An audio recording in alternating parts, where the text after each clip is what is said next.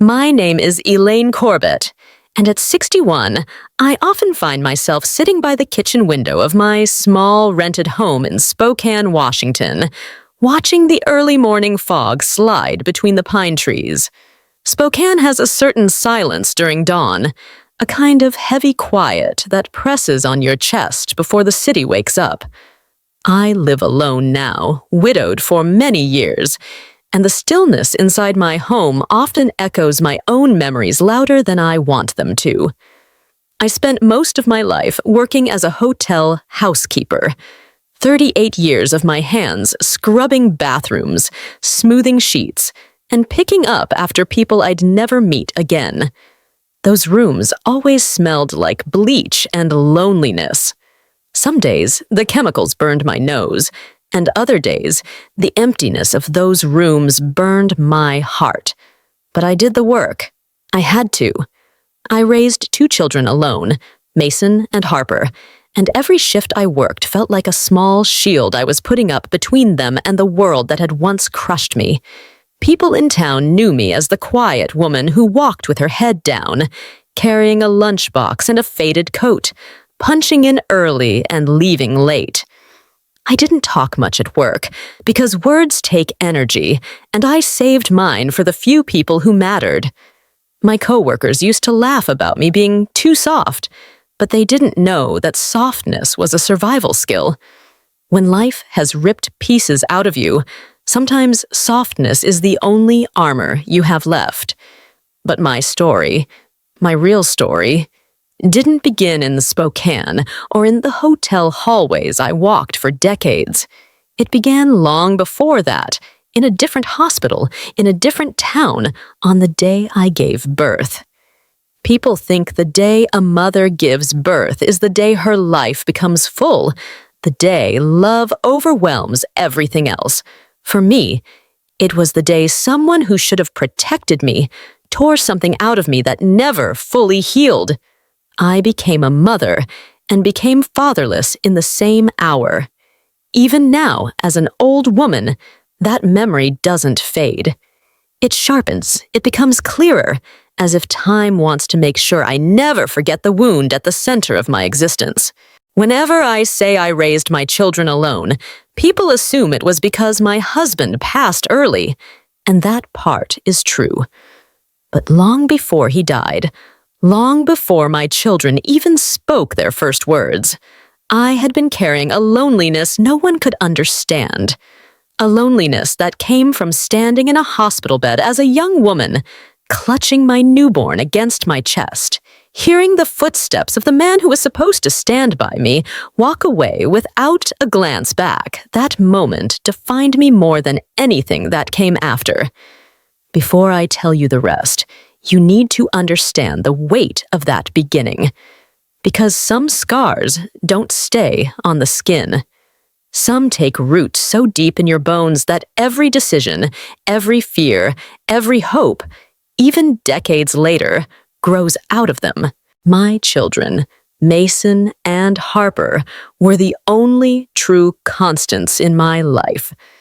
I raised them in a small, cramped apartment on the north side of Spokane, a place where the walls were thin, the rent was barely manageable, and every winter the cold wind found its way through the cracks like an uninvited guest. But to me, that little apartment was everything. It was the only place where I felt like I wasn't failing, where I could look at my 2 children and believe I might be enough for them, even if the rest of the world had told me I wasn't.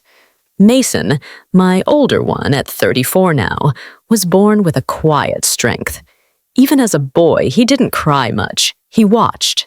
He listened. He observed the world in a way I had never seen in another child. When he was just 7, he would help me carry the laundry basket up the stairs, struggling under the weight but refusing to let me take it from him. I'd say, "Sweetheart, you're too little." And he'd answer, "I'm not too little to help you, Mom." Those words, spoken in a small, tired voice, often held me together on nights when bills piled higher than my courage. Harper, on the other hand, had fire in her. She was born with a spark I couldn't always understand. Where Mason was steady, Harper was lightning, bright, unpredictable, emotional. At 31 now, she still carries that intensity. Even as a child, she would slam doors, cry loudly, laugh loudly, and dream loudly. She wanted things, bigger things, better things, things I couldn't afford to give her. I knew she loved me in her own way, but I also knew she resented the small life I provided. She used to say, "Why don't we have what other families have?" And though I wanted to tell her everything, that I was doing my best, that I was carrying invisible wounds, that life had been unkind, I never would. I always just said, "One day, sweetheart," even though I wasn't sure that day would come. Together, the three of us formed a little triangle of imperfect love, held together by Mason's quiet loyalty and strained by Harper's growing dissatisfaction. I tried to give them both everything, but there were nights when I'd lie awake and wonder if loving them was enough. I wondered if being a mother meant constantly fighting the fear that one day they would see me the way my father did, as a disappointment. But despite all of that, despite the struggle, despite my own haunted memories, they were my life. Every lunch break I skipped, every extra shift I worked, every night I collapsed on the couch with aching feet, it was all for Mason and Harper. They were the reason I didn't break completely. They were the reason I kept going. I didn't know then that love can be the thing that saves you and the thing that wounds you the deepest. The day Harper was born is carved into my memory with painful precision. I was 29 and scared out of my skin, lying on a stiff hospital bed in a small town far from Spokane, gripping the metal railings as contractions tore through me. The room smelled of disinfectant and the faint scent of old coffee from the nurse's station down the hall. The fluorescent lights above flickered slightly, casting a pale glow over everything. I remember the coldness of the steel instruments, the rustle of hurried footsteps, and my own heartbeat hammering in my ears. My father stood near the doorway, arms crossed, jaw clenched so tightly that the muscles twitched. He wasn't there out of love or concern. He was there out of obligation, or perhaps curiosity, to witness what he believed was the biggest mistake of my life. Even in labor, even between contractions that made me scream into the thin hospital pillow, I could feel his judgment more sharply than the pain. When Harper finally entered the world, tiny and trembling, they placed her on my chest. Her skin was warm, soft, fragile. She reached out with her small fingers, curling them around the edge of my hospital gown. Tears streamed down my face, not just from pain, but from the overwhelming rush of love that crashed into me all at once. In that moment, holding her, I felt a purity I had never known. But that moment didn't last. My father stepped forward, glanced once at Harper, and then looked at me with disgust. "You've embarrassed this family, Elaine," he said, his voice flat, almost emotionless. I stared at him, too exhausted to respond, too broken to defend myself. "You had a future," he continued. "Now look at you." The nurse beside me stiffened. Even she could feel the cruelty dripping from his words. I wanted someone, anyone, to tell him to stop, to remind him that this was not the time, not the place. But no one spoke. Not even me. He turned and walked out of the room. No goodbyes, no congratulations, not even a second look at the granddaughter he would never meet again. As the door swung shut behind him, something inside me cracked. It wasn't the physical pain. I had survived that. It was something deeper, a bone-deep ache that whispered, "You are alone now." And for years after that day, I carried the echo of his footsteps leaving me behind. Holding Harper, I promised myself I would never speak to my children the way he spoke to me. I promised that my love wouldn't come with conditions or shame. But pain has a way of repeating itself in quiet, unexpected ways. And the wound my father gave me that day would return many years later, through someone I never imagined. I can still picture the hospital room as if I'm standing in it now. The walls were a faded beige, peeling slightly near the corners where moisture had seeped in over the years.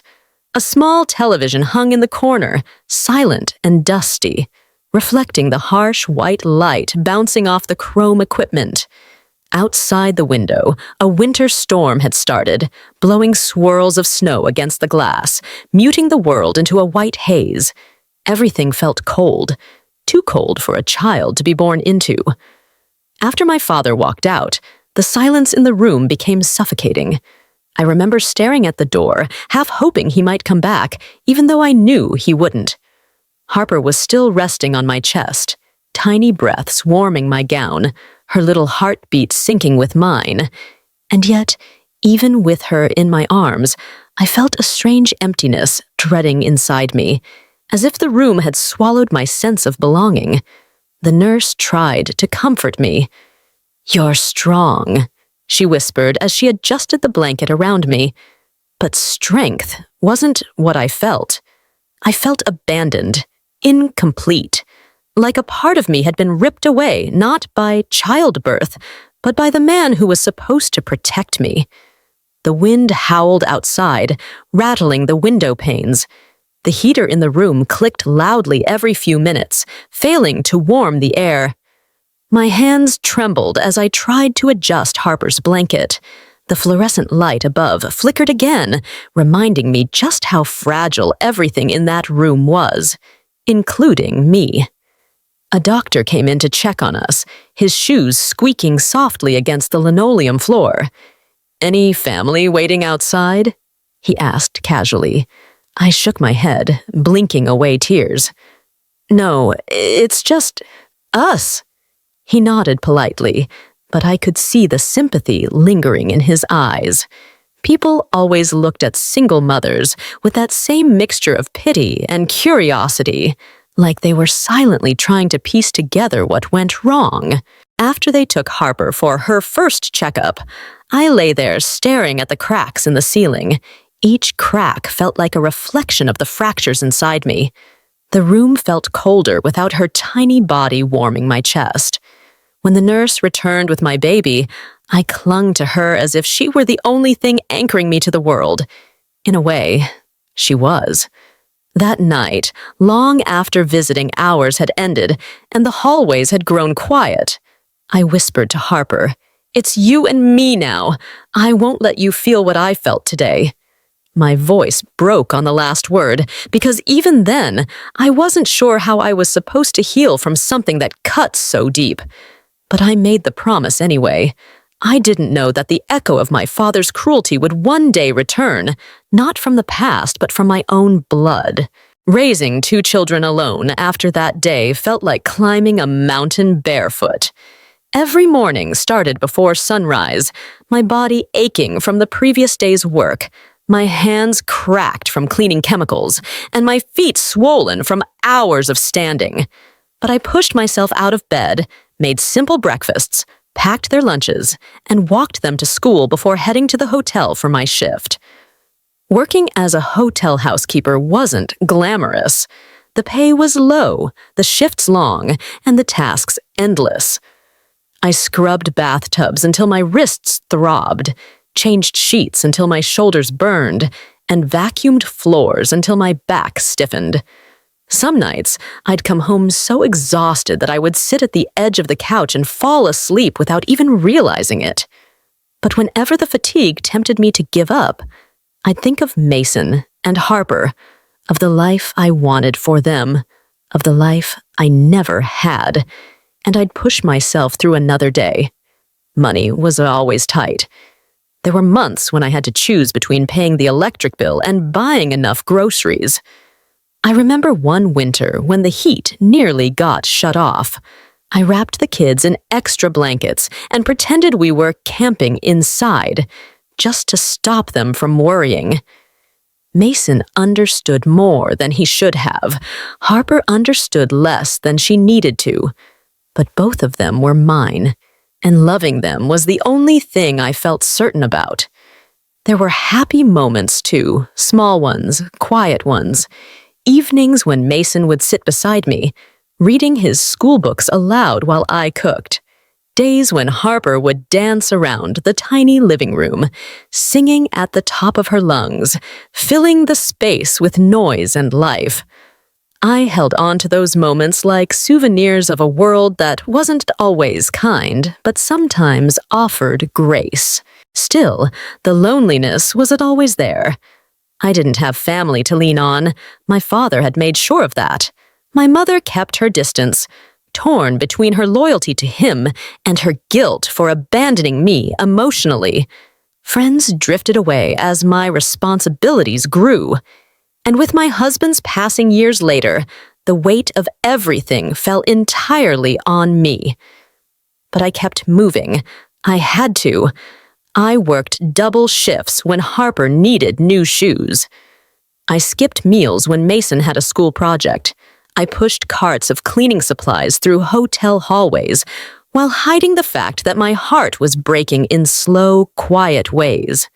I thought the sacrifices would bind my children to me, create a bond nothing could break. I thought the love I poured into them would come back around someday like a warm embrace. But love doesn't always return the way you expect, and the wounds you think you've buried sometimes return through the people you least expect, your own blood. The next morning, I woke up with a heaviness in my chest that felt almost physical, like someone had quietly placed a stone right over my heart while I slept. The sunlight coming through the blinds of my small Richmond kitchen looked soft, but nothing inside me felt soft anymore. I kept replaying last night's words, Daniel's hesitation, Grace's cold stare, that awful-sounding phrase, "You might not survive for many years." I tried to brush it off as my imagination, but something deep inside me, something I learned to trust after years of raising kids alone, told me that people reveal their truth not in their words, but in their pauses, and their pauses had been filled with calculation. Around 9 a.m., Daniel walked into the kitchen wearing that same fake smile he always used when he wanted something. "Mom, you're looking tired," he said, reaching for the coffee I had already brewed. "Maybe you should take it easy, don't push yourself, and maybe think about letting us help with your finances. It would take pressure off you." I didn't respond. I just watched him stir his coffee, avoiding eye contact like he always did when he was lying. Grace joined a minute later, whispering something into his ear. She didn't even try to hide it. I felt suddenly like a stranger in my own home. I finally asked, "Is there something you two want to tell me?" Grace smiled too sweetly. "We're just worried, Linda. You're 61, you're alone. It's not safe to handle everything yourself." Daniel jumped in clumsily. "What she means is, you should trust us. If anything happens to you, we'll take care of everything anyway." While they talked, my eyes drifted to the file cabinet near the hall closet, the one with my house deed, my savings paperwork, and everything I had worked for as a school librarian for decades. A chill crawled up my spine when I realized Grace kept glancing at the same cabinet, not subtly, not accidentally. It was deliberate, like she already knew what was inside. That's when a memory from years ago returned. Grace telling her friend on the phone, "Old people don't even understand what they have. Someone else always ends up using it better." I remember feeling bad hearing that back then. Now I felt stupid. After lunch, I stepped outside to breathe, sitting on the porch where the late autumn breeze smelled faintly of pine and cold air. I tried to convince myself I was reading too much into things, But the universe has a strange way of speaking right when you need clarity. My neighbor, old Mr. Lawson, waved at me and said, "You look shaken, Linda. Everything okay?" I didn't share details, but I did tell him things felt off. He frowned and said something that froze me. If people start treating you differently when they think you're weak, it's because they're hoping you break. I didn't want to believe it about my own son. But by evening, after hearing Daniel and Grace whispering again behind the closed guest room door, I realized something important. I wasn't imagining anything. Something was coming, something planned, and I needed to prepare myself before it was too late. That evening, after a long, uncomfortable silence filled the house, I stood alone at the kitchen counter slicing vegetables for dinner. Every small sound, the knife hitting the board, the hum of the refrigerator, echoed too loudly, as if the whole house had become a hollow. I could hear Grace pacing upstairs, and Daniel talking on the phone, lowering his voice every time he realized I could hear footsteps. It felt like my own home was studying me. I forced myself to stay calm and went on cooking. My hands were shaking, though I tried to hide it even from myself. At one point, I heard Daniel say on the phone, "Yeah, I think she'll sign it. She trusts me. She always has. If she doesn't, we'll figure something out. It's just paperwork." Paperwork? My blood ran cold. I knew that tone. Daniel only spoke like that when he was hiding something he didn't want me to understand. I kept stirring the soup, but my mind was shinting. I didn't want to jump to conclusions, but when Grace came downstairs with a stack of envelopes, her eyes sharp but pretending softness, things became clearer than I wanted them to be. "Linda," she said in her sugary voice, "we need to update some family documents. Nothing serious, just things about future planning." She placed the envelopes on the table as if she were offering cookies. I didn't sit. I didn't smile. "What kind of documents?" I asked, drying my hands slowly, buying myself time. Grace didn't answer directly. Instead, she said, "We'll go over it after dinner. Daniel's handling everything." Handling everything. That phrase rang in my ears like thunder. While setting the dinner table, Daniel casually asked, "Mom, you still keep your important papers in that hall cabinet, right?" And that was it. That one question told me everything they were thinking. My pulse hammered so loudly that I felt it in my throat. I smiled as naturally as I could and lied. "Oh, I moved things around last week, trying to organize." Grace's eyes twitched. Just a tiny reaction, but enough to confirm everything. They needed those documents. They needed my signatures, and they were trying to box me emotionally so I would hand over everything without resisting. I served dinner quietly. They chatted about nonsense, weather, traffic, a show they were watching, trying to mask their real intentions. But every passing minute only made my resolve stronger. After dinner, instead of joining them in the living room, I excused myself and went to my bedroom. I locked the door gently, sat on the chair by the window, and let the truth fully sink in. My own son, the boy I raised through poverty, sickness, and loneliness, the boy whose tuition I worked overtime to pay, was planning something behind my back. And Grace, calculating, ambitious Grace, was the architect. I looked out at the streetlights glowing orange against the darkening sky. My heart broke quietly, like a slow tear in fabric. But something else rose inside me too, something I hadn't felt in years. Strength.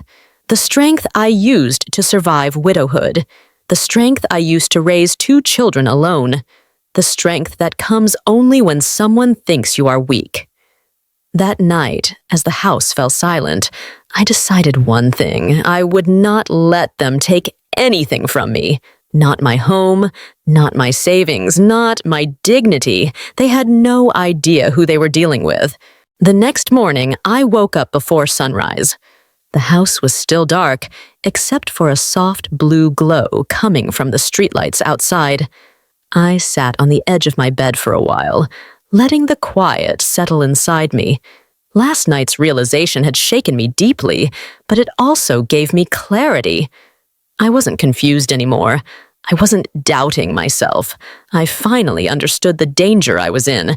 I dressed quietly, grabbed my old leather purse, and slipped out of the house while Daniel and Grace were still asleep. The cold Richmond air bit through my sweater, but it felt refreshing, like a slap that wakes you up. I drove straight to the small cafe near the river, the one I used to visit after work when I was still a school librarian. The place hadn't changed. Same wooden chairs, same familiar smell of cinnamon and old books. I ordered a tea and sat by the window, my hands trembling slightly as I held the warm cup. I needed to think, to plan, to protect myself. But first, I needed to understand the extent of their intentions. I pulled out my phone and called my daughter, Melissa, who lived 2 states away. She had always been the more responsible one, the one who called just to check on me without wanting anything. When she picked up, her voice sounded sleepy but warm. "Mom, everything okay?" I hesitated for a second. I didn't want to drag her into this, but I needed someone who wasn't trying to manipulate me. I told her everything. Daniel's strange behavior, Grace's sudden interest in my documents. The whispering, the paperwork, the looks toward the file cabinet. Melissa went silent for a few seconds, processing it all. Then she said something that confirmed my worst fears. "Mom, 2 months ago, Grace asked me what legal rights adult children have if a parent becomes incapacitated." I froze. "She what?" "I didn't think much of it back then," Melissa continued carefully. "But Mom, I think they're planning something bigger than just getting your signature." My heart pounded violently. The cafe around me blurred. I felt both betrayed and strangely steady at the same time. It was like a door had opened, and the truth was standing there staring me in the face. "Mom," Melissa said gently, "listen to me. Don't trust them with anything legal, and please, please don't sign a single paper." I promised her I wouldn't. After the call, I sat there for a long time, staring out the window at the calm river. That's when another memory resurfaced.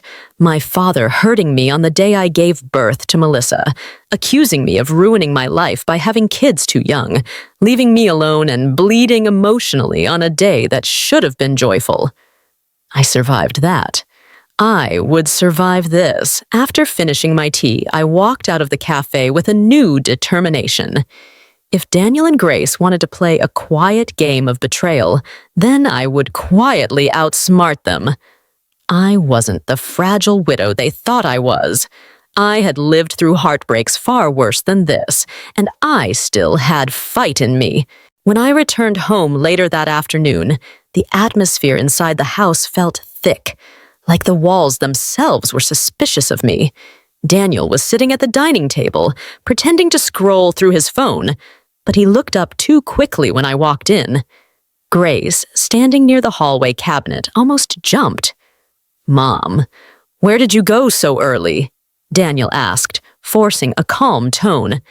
I removed my coat slowly, giving myself time to study their faces. "Just needed some fresh air," I murmured. Grace's eyes darted to my purse, as if checking whether I had moved any documents. That tiny, subtle movement confirmed everything again. I walked past them with a small smile, pretending ignorance. But inside, I was calculating. I needed to protect myself before they made their next move.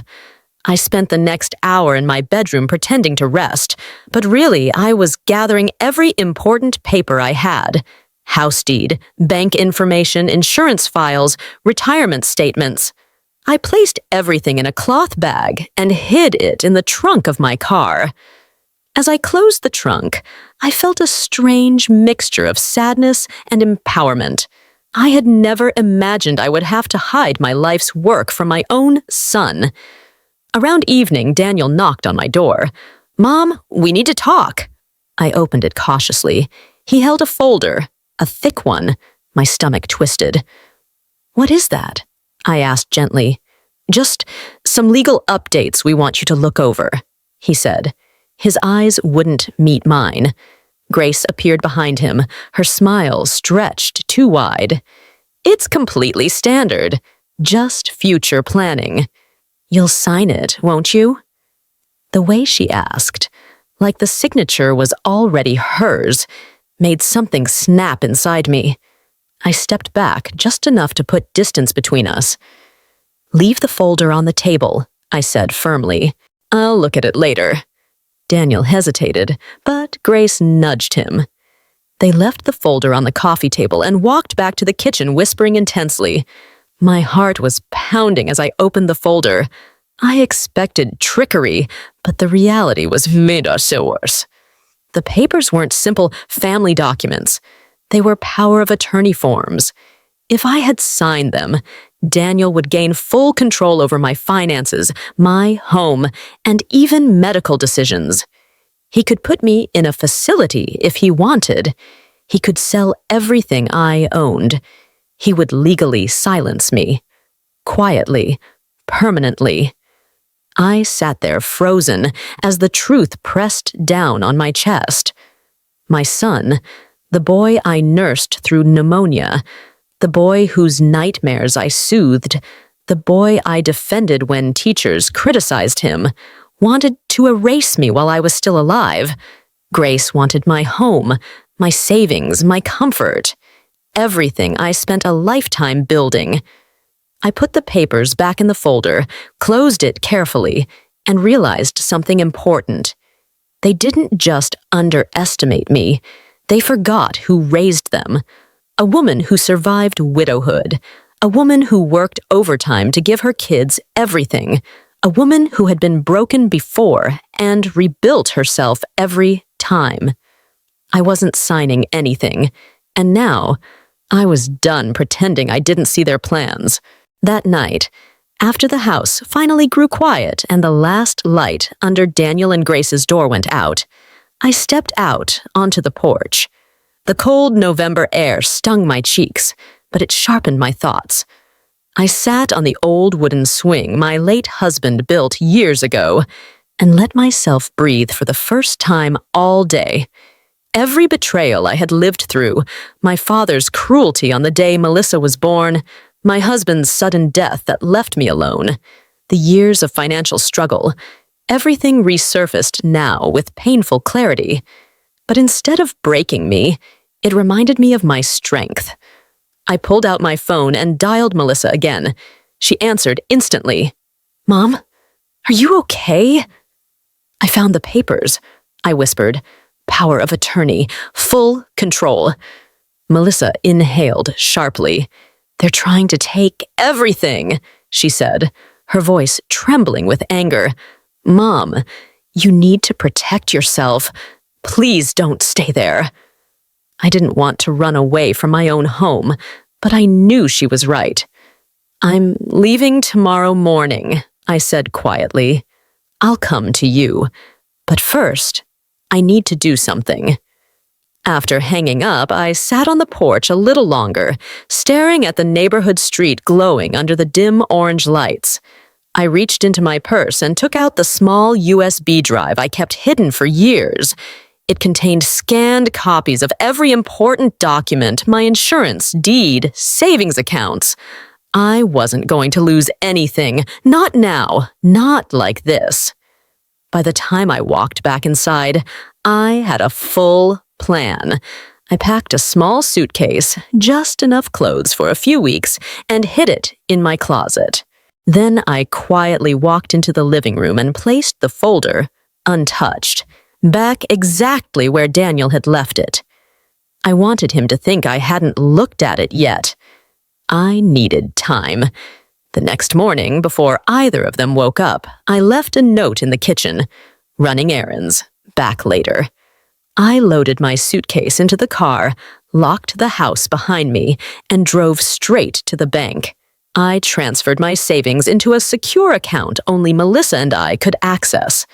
Then I met with a lawyer, a calm, sharp woman named Attorney Bates, who listened patiently as I explained everything. She didn't look shocked. She looked familiar with this kind of story. Elder financial manipulation is rising, she said softly. You're doing the right thing. We filed paperwork to revoke any future unauthorized attempts on my documents. We secured my property legally. By the time I walked out of her office, I felt lighter, still hurt, still heartbroken, but protected. When I arrived at Melissa's home 6 hours later, she opened the door with tears in her eyes and wrapped me in the kind of hug only a daughter with a loyal heart can give. For the first time in weeks, I felt safe. That night, as I lay in her guest room, staring at the ceiling, I understood something clearly. Escape wasn't weakness, it was choosing myself, protecting myself. And it was long overdue. The next morning at Melissa's home, I woke up earlier than everyone else. The house smelled like fresh coffee and something warm, comfort I hadn't felt in weeks. I walked quietly to the kitchen and sat by the window, watching the soft Georgia sunrise stretch across the sky, like a gentle reminder that hope still existed. But even in that peaceful moment, my thoughts circled back to Daniel and Grace. I wondered if they had read my note, wondered if they had realized I was gone, wondered if they had checked the cabinet and found the documents missing. A part of me still hoped they would panic, not because their plan had stalled, but because they cared about me. But deep down, I knew better. Melissa joined me a few minutes later, placing a warm mug in front of me. You didn't sleep much, she said. I smiled faintly. Too many thoughts. She sat down across from me and took my hands gently. Mom, I don't want you to feel guilty for protecting yourself. You've spent your whole life giving. It's okay to keep something for yourself now.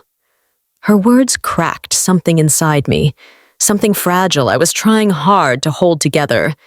I had never asked for much in life, not luxury, not comfort, just love, and the security of knowing my children valued me for more than what I could give them. But Daniel's betrayal had shown me a painful truth. Sometimes love doesn't blindside you with dramatic moments. Sometimes it quietly disappears, one selfish decision at a time. After breakfast, we sat together and called Attorney Bates. She had already filed the necessary protections on my behalf, but she wanted me to stay alert. If your son tries anything, she warned, do not respond. Legally, emotionally, physically, distance is your shield right now. I agreed. But as the day went on, I anxiously checked my phone every few minutes. Not because I wanted confrontation, but because silence terrified me more. Finally, around noon, my phone started buzzing over and over again. Daniel. First calls, then messages. The first few texts were forced concern. Mom, where are you? We're worried. Then they shifted. Did you take the documents? What's happening? And finally, the truth dripping through his anger. You can't do this. We need to talk about the house, about your future. You can't just leave. I read each message horrifiedly, feeling disappointment sink deeper with every word. He didn't ask if I was safe. He didn't ask if I was scared. He didn't ask if I needed anything. He only asked about the house. Melissa watched from the other side of the couch. He's showing his real intentions, she said softly. Let him reveal everything. Don't reply yet. And so I didn't. All afternoon, I let the messages continue, a long chain of guilt, anger, panic, manipulation. Grace even sent one message herself. It's irresponsible to leave important things unresolved. We were trying to help you. That word, help, shook me, because it was the same word my father used when he tried to control me at 19, when he hit me on the day I gave birth, claiming he was helping me grow up. I had spent my whole life swallowing unfairness quietly. Not anymore. That evening, sitting in Melissa's living room with a blanket around my shoulders, I finally let myself face the truth fully. Daniel wasn't confused, misled, or pressured. He had chosen betrayal. And now it was time for me to choose myself. By the next day, Daniel's frustration grew into something darker, something that confirmed everything Melissa and I had feared. Around mid-morning, my phone rang again. This time, I answered. I needed to hear his voice, needed to finally see the truth without softening it the way mothers often do. Mom. Daniel's voice held a mix of anger and forced calm. Why did you leave without telling us? I kept my tone steady. I needed space. He scoffed. Space, Mom, this is ridiculous. You took all the documents. They're mine, I said quietly. The silence that followed was heavy, thick, telling. Then he finally spoke, his voice slipping. Mom, you're not thinking straight. Grace and I were trying to make things easier for you. You can't manage big decisions alone at your age. At your age. I felt that phrase land like a slap. Daniel, I said, I saw the papers. Power of attorney, complete control. That's not help. That's taking over my entire life. His tone sharpened. We were trying to secure things before something happened. You don't understand legal stuff the way we do. I understand enough to know when my own child is lying to me. A long, cold pause followed. When he spoke again, there was no pretense left. So what? You're with Melissa now? She's filling your head with nonsense. Melissa didn't fill my head with anything, I said, my voice steadier than I felt. Your actions did. I could hear him breathing hard on the other end. Then he finally said the sentence that cut deeper than anything before. If you don't sign those papers when you come back, we'll have to make some decisions without you. I felt my entire body stiffen. Are you threatening me? I'm saying we can't live in uncertainty. Grace and I have plans. Your house matters. Your finances matter. You can't just... Stop, I whispered, because my heart couldn't handle another word. I'm done with this conversation. He tried to stop me. Mom, listen. But I ended the call. My hands shook as I placed the phone on the table. Melissa walked over, worry clouding her expression. What did he say? I told her everything, the threats, the entitlement, the shift from manipulation to control. Melissa's face hardened, an expression I rarely saw on her. He's not just being selfish anymore, Mom, she said. He's being dangerous. She sat beside me and gently held my hands. You did the right thing. Staying away is the only safe choice. But even as she comforted me, a wave of grief crashed over my chest. I didn't recognize my son anymore, and that was a pain deeper than betrayal, because betrayal comes from strangers, but losing a child to greed is a wound that never fully heals. That night, I lay awake in Melissa's guest room, listening to the soft hum of the ceiling fan. I stared at the shadows on the wall, thinking of the baby boy I once held, the toddler who used to cling to my leg, the teenager who cried when his father died. How did he become this person? At what point did love stop being enough? As tears blurred my vision, I realized something painful but necessary. My love for him didn't excuse his actions, and it definitely couldn't save me from them. By the third day at Melissa's home, something inside me shifted from grief to clarity. I had spent my entire life believing that love could fix anything, that if a mother just tried hard enough, her child would find his way back to compassion. But now I realized love can guide, support, nurture, but it cannot rewrite someone's intentions when greed has already taken root. Early in the morning, Melissa and I visited an elder protection center recommended by Attorney Bates. The building was small but warm, filled with posters about safety, legal rights, and emotional support for seniors experiencing manipulation.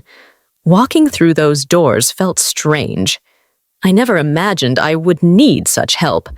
A counselor named Marlene, a kind woman with soft eyes, welcomed us as into her office. She listened carefully as I explained everything, from Daniel's behavior to Grace's manipulations to the discovery of the power of attorney papers. "You're not alone," Marlene said gently. "This happens more often than people admit, and it almost always starts quietly, the way it did with your son." I nodded slowly, absorbing her words. She continued, "You did the right thing by leaving. Staying would have only given them more power, more access, more influence." She helped us file an official record of the attempted coercion, something that could protect me legally if Daniel or Grace tried anything further. She also explained something I had never heard before. Children don't inherit rights. They are given responsibilities. And when they misuse those responsibilities, you are not obligated to give them access to your life. Her words settled into my heart like a slow burning truth. After the appointment, Melissa and I stepped outside into the fresh air. For the first time, I felt a sense of control, not over Daniel's choices, but over my own. "Mom," Melissa said gently, "you're stronger than you think." I smiled sadly. I've had to be. Later that afternoon, while sitting on Melissa's porch wrapped in a blanket, my phone buzzed again. This time, an unknown number. I hesitated but answered. It was Grace. Her voice was sharp, cold, stripped of the fake sweetness she usually carried. "Linda," she said without greeting, "this has gone too far. You need to come back and settle this. Daniel is stressed. You're putting him through hell." I felt my jaw tighten. "I'm putting him through hell?" Grace continued talking over me. "You're being dramatic and irresponsible. We were planning your security. Daniel is your son. You owe him communication." That word, "owe," made the air around me freeze. I spoke calmly but firmly. "I owe my son love. I owe him guidance. I owe him honesty. But I don't owe him my home, my savings, or control over my life." Grace clicked her tongue with frustration. "You're making a mistake. The house will eventually be ours anyway." That sentence cut deeper than any insult. "Not anymore," I said, and hung up. And for the first time since all this began, I felt no guilt, only relief. That evening, sitting beside Melissa while the sun faded behind the trees, I understood something vital. Walking away from the people who hurt you isn't abandonment, it's survival. 2 more days passed, and in that quiet space away from the chaos, I slowly began finding myself again. There was healing in simple things: morning tea, quiet laughter with Melissa, helping her cook dinner, the softness of a home where no one was analyzing my movements or plotting behind my back. But the peace didn't last long. One afternoon, while Melissa was at work, there was a knock at the door. I wasn't expecting anyone. When I opened it, Daniel stood there. My heart dropped. He looked frustrated, disheveled, like someone whose plans had fallen apart. "Mom," he said, stepping inside without waiting to be invited. I instinctively stepped back. How did you find this address? I checked your phone's shared family location, he said bluntly. Melissa never turned it off. His words made me uneasy, but I stayed calm. He ran a hand through his hair. Mom, we need to talk, just us. I shook my head not without Melissa here. Why are you letting her control everything? He snapped.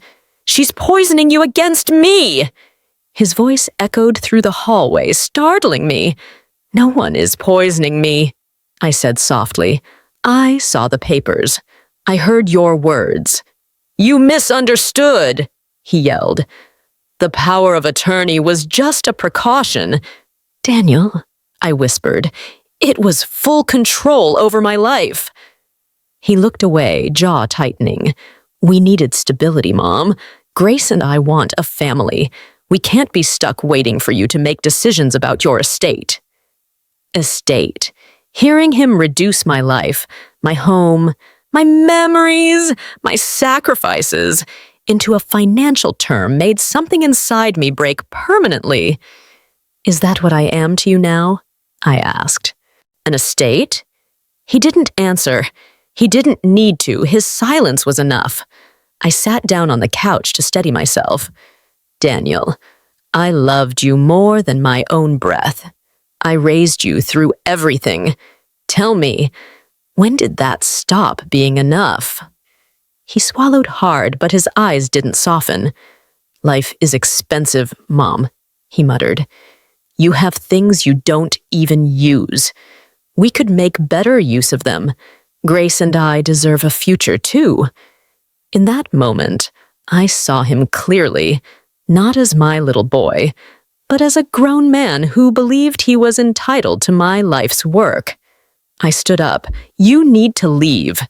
Daniel stared at me, disbelief twisting his face. Are you serious? Very. Mom, don't do this, he pleaded. But the desperation in his voice wasn't love. It was fear of losing access. I walked to the door and opened it. My hands were shaking, but my voice wasn't. You tried to take my freedom. You tried to take everything I earned. That isn't love. That's greed. So that's it? He asked. You're choosing Melissa? I looked at him with a pain that reached the deepest corners of my heart. No, I whispered. I'm choosing myself. He didn't say another word. He walked out slowly, looking back once, but I closed the door gently. Then I sank onto the floor and cried, not because I was weak, but because strength sometimes breaks you before it rebuilds you. And as the tears fell, I understood that something irreversible had happened. I had finally walked away from the child I loved because he walked away from the mother he had.